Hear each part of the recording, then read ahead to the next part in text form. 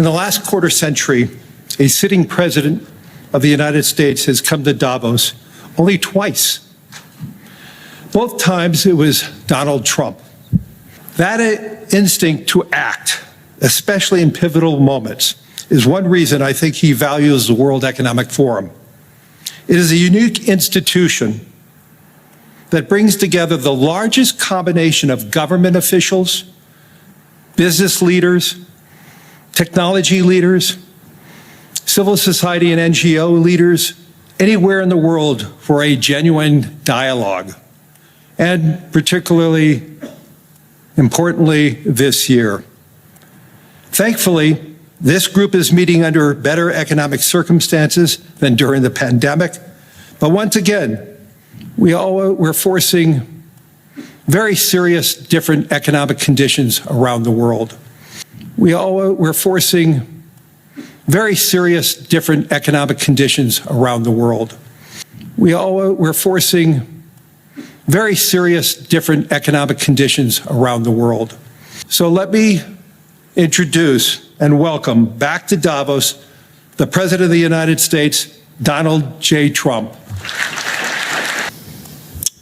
Well, thank you very much, Larry. It's great to be back in beautiful Davos, Switzerland, and to address so many respected business leaders, so many friends, few enemies, and all of the distinguished guests. It's a who's who, I will say that.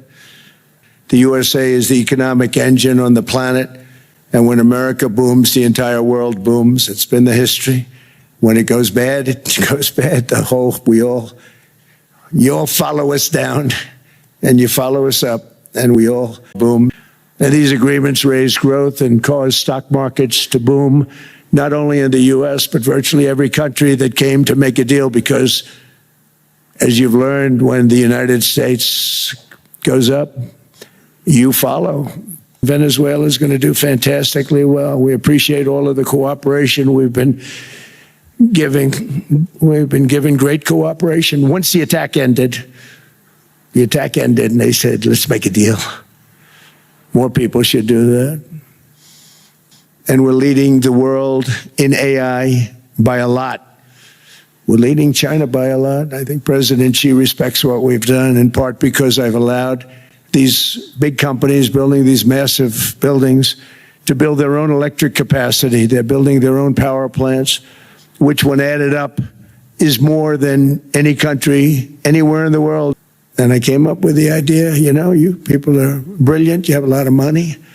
Let's see what you can do. You can build your own electric generating plants. And they looked at me, they didn't believe me. All of the names that are, I think, in the room right now, if you want to know the truth, they didn't believe it. And I said, no, you can't. They came back 2 weeks and they didn't have the plant. They said, we thought you were kidding. I said, no, not only am I not kidding, you're going to have your approvals within 2 weeks. Ultimately, these are matters of national security, and perhaps no current issue makes the situation more clear than what's currently going on with Greenland. Would you like me to say a few words of Greenland? I was going to leave it out of the speech, but I think I would have been reviewed very negatively. We're a great power, much greater than people even understand. I think they found that out 2 weeks ago in Venezuela. And then after the war, which we won it big. Without us, right now you'd all be speaking German and a little Japanese, perhaps. So now our country and the world face much greater risks than it did ever before because of missiles, because of nuclear, because of weapons of warfare that I can't even talk about. 2 weeks ago, they saw weapons that nobody ever heard of. They weren't able to fire one shot at us. They said, what happened? Everything was discombobulated. They said, we've got them in our sights. Press the trigger, and nothing happened. No anti-aircraft missiles went up. There was one that went up about 30 feet and crashed down right next to the people that sent it. They said, what the hell is going on? Those defensive systems were made by Russia and by China. So they're going to go back to the drawing boards, I guess. And now they're paying the 5. And they're stronger for it. And they have an excellent, by the way, Secretary General who's possibly in the room. Mark, are you here? Yes, he's here. Hello, Mark. We never asked for anything. And we never got anything. We probably won't get anything unless I decide to use excessive strength and force where we would be, frankly, unstoppable. But I won't do that. Okay? Now everyone's saying, oh, good. That's probably the biggest statement I made, because people thought I would use force. I don't have to use force. I don't want to use force. I won't use force. All the United States is asking for is a place called Greenland, where we already had it as a trustee, but respectfully returned it back to Denmark not long ago after we defeated the Germans, the Japanese, the Italians, and others in World War II. We gave it back to them. We were a powerful force then, but we are a much more powerful force now. So what we have gotten out of NATO is nothing except to protect Europe from the Soviet Union and now Russia. I mean, we've helped them for so many years. We've never gotten anything. And all we're asking for is to get Greenland, including right title and ownership, because you need the ownership to defend it, which is a large piece of ice in the middle of the ocean where if there is a war, much of the action will take place on that piece of ice. Think of it. Those missiles would be flying right over the center of that piece of ice.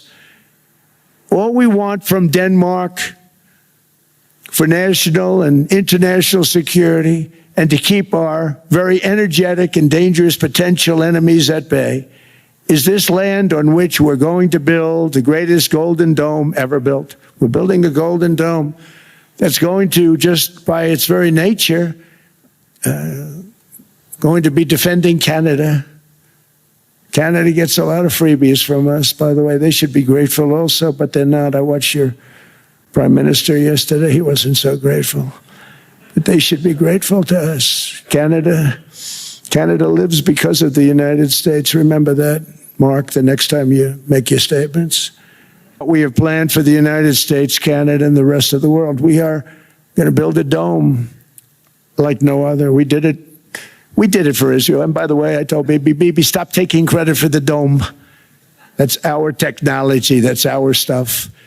I did a lot of big things, all perfectly executed. Everyone was perfectly executed. Somebody told me that, a military expert told me, sir, everything you've done has been perfectly executed. I said, I know.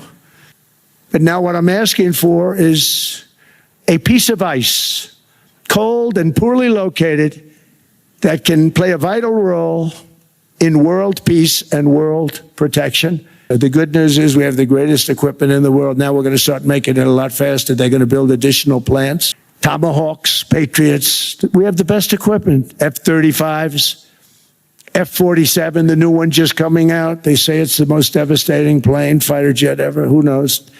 But it's supposed to be the Stage 6. It's supposed to be the first Stage 6 plane. Undetectable, like our B-2 bombers were undetectable. They flew right over Iran, undetectable. And they did their job and they got the hell out of there.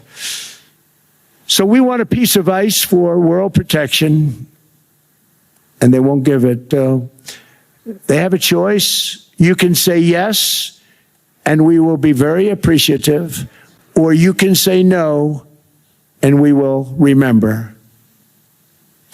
A strong and secure America means a strong NATO, and that's one reason why I'm working every day to ensure our military is very powerful, our borders are very strong, and above all, our economy is strong, because national security requires economic security and economic prosperity, and we have the greatest that we've ever had.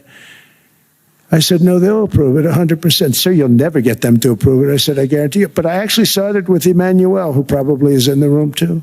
And I said, Emmanuel, you're going to have to lift the price of that pill to $20, maybe $30. Think of that.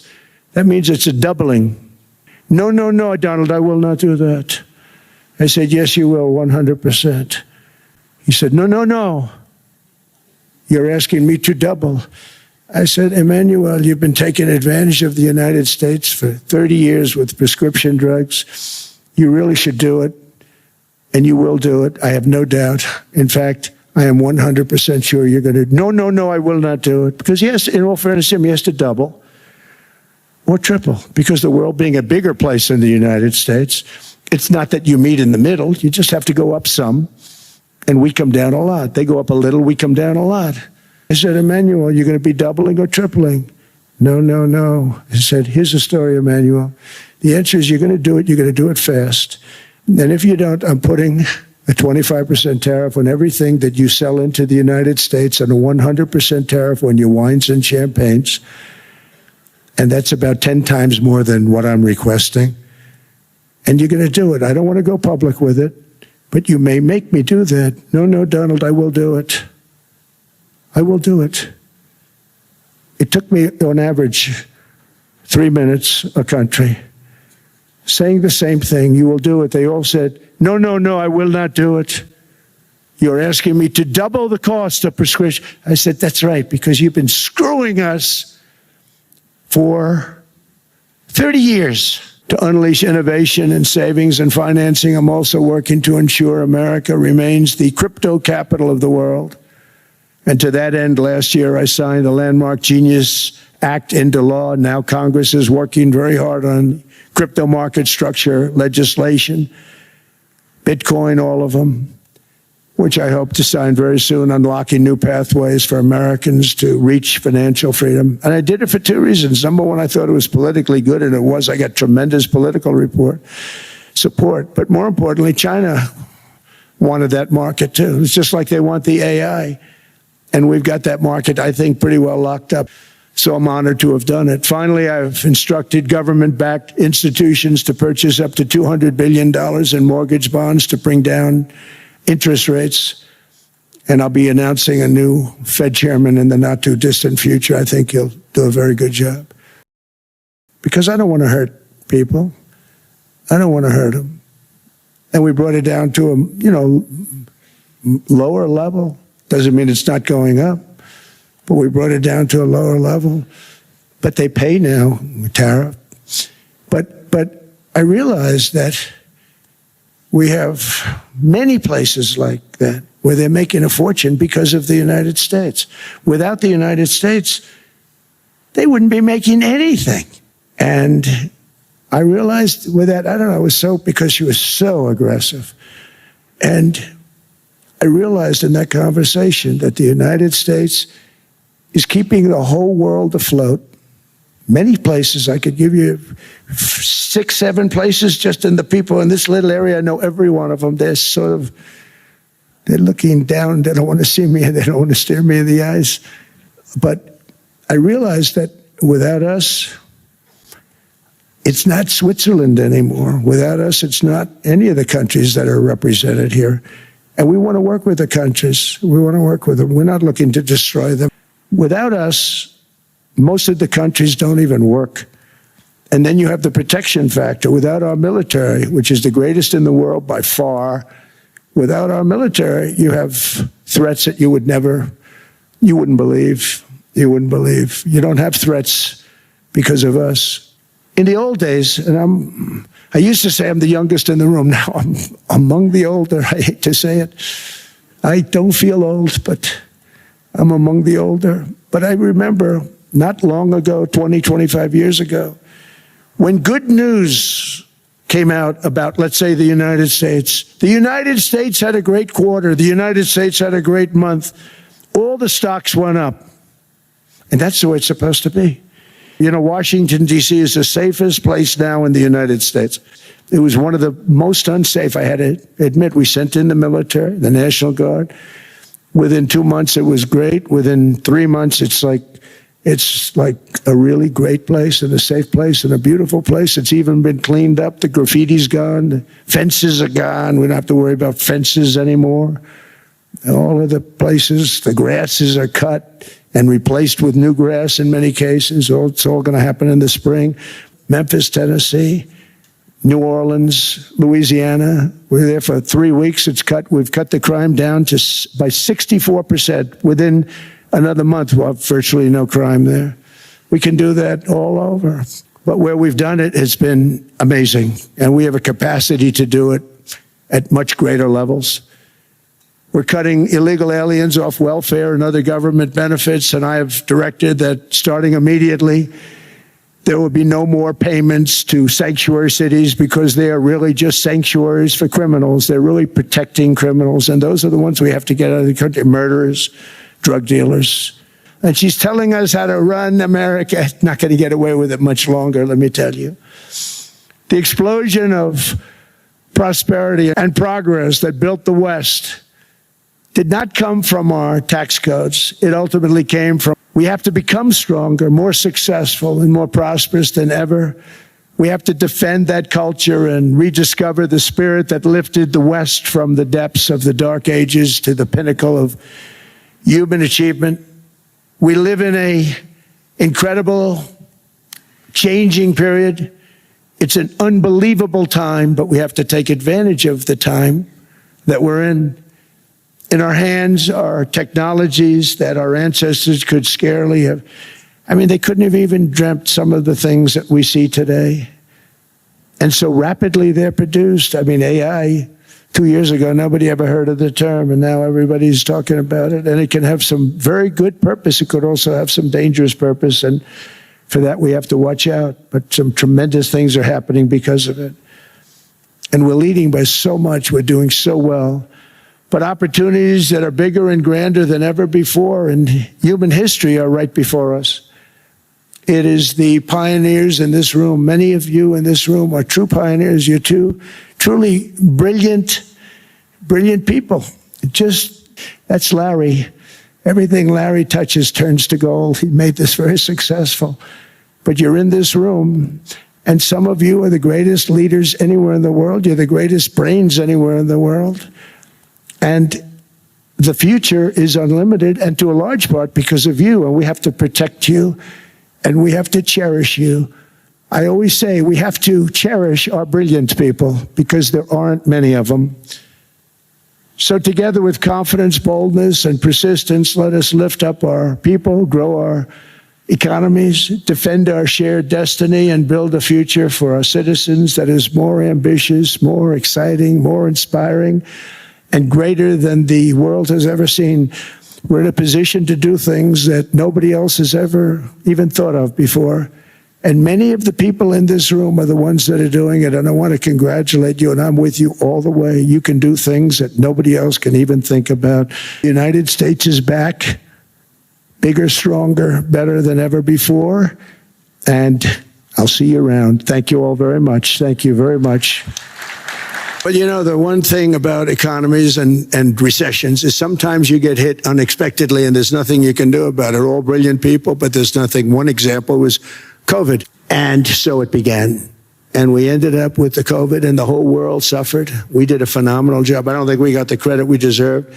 We did something that Operation Warp Speed, which some people say was one of the greatest military feats ever. We did a great job. Used our military, used a lot of people.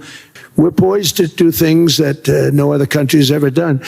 And, you know, luck, I hate to say it, but we need a little luck. We don't want to get hit by something that nobody could have thought. Whoever thought we were going to hit by a pandemic? You know, when I heard the word pandemic, I said, oh, that's an ancient problem.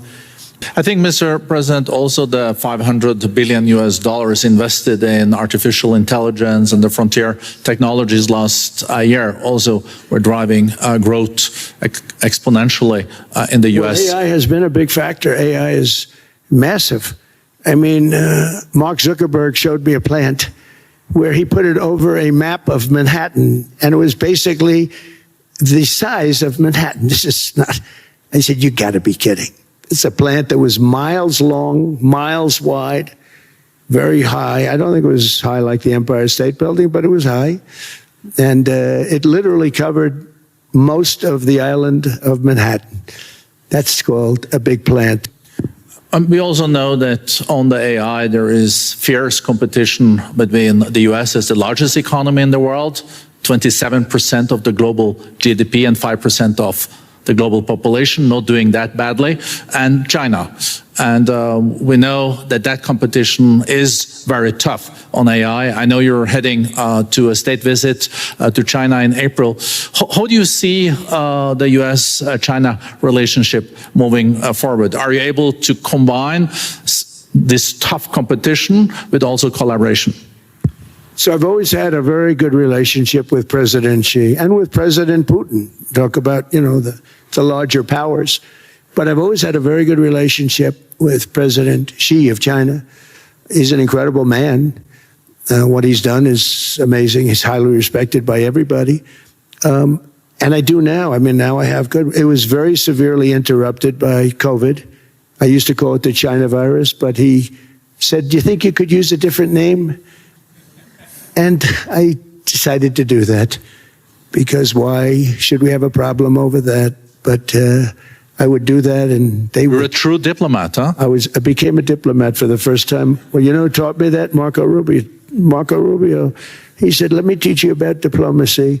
Hey, any guy that gets approved by 100% of the votes, think of it. He got liberal Democrats and radical right Republicans to approve him. He's the only one. The next one was lost 45 votes, right?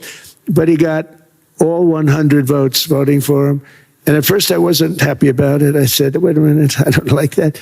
And now it turns out that the Democrats probably wish they didn't do that. And Marco has been fantastic. Marco, stand up, please. You have done a great job as Secretary of State. He's going to go down as the best Secretary of State. And Scott, and we have Susie, who's the first female Chief of Staff, and she's the best Chief of Staff, too. And I see Howard Lutnick, who I know spoke, and Howard's fantastic. Some of the deals we're doing are great. And I want to pay particular attention because we have Chris. And Chris, you got up and spoke, I think. He's the #1 oil man in the world because I was going to put Doug Burgum, who's fantastic. I don't know if Doug's here. Is Doug here? Doug Burgum is fantastic. He said, "Sir, there's one man better than me." And he introduced me to Chris. And he turns out to be. So we're drilling more oil and gas now than we ever have by almost double. Is that right, Chris? And on top of it, we got a lot coming out of Venezuela. So anyway, so we're doing great. The country is just doing great. We have great people. Thank you. And I see other people. We have Steve Witkoff. We have Jared. I got so many people. I'm in trouble because when I go back, they're going to be people with long faces. Sir, you didn't introduce me. I got so many people. And we have a lot of the greatest people anywhere in the world. I know them all. So I won't continue because we'd be here all day. Thank you, Mr. President.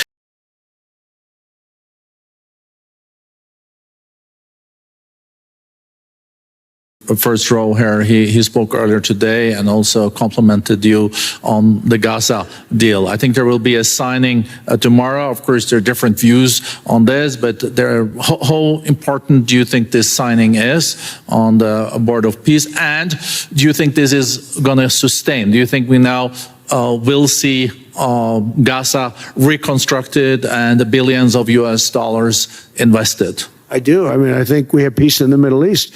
There are some little situations like Hamas, and Hamas has agreed to give up their weapons. Now, they were born with a weapon in their hand, so it's not easy to do. When they were born with a rifle in their hand. It's not an easy thing for them, but that's what they agreed to. They've got to do it.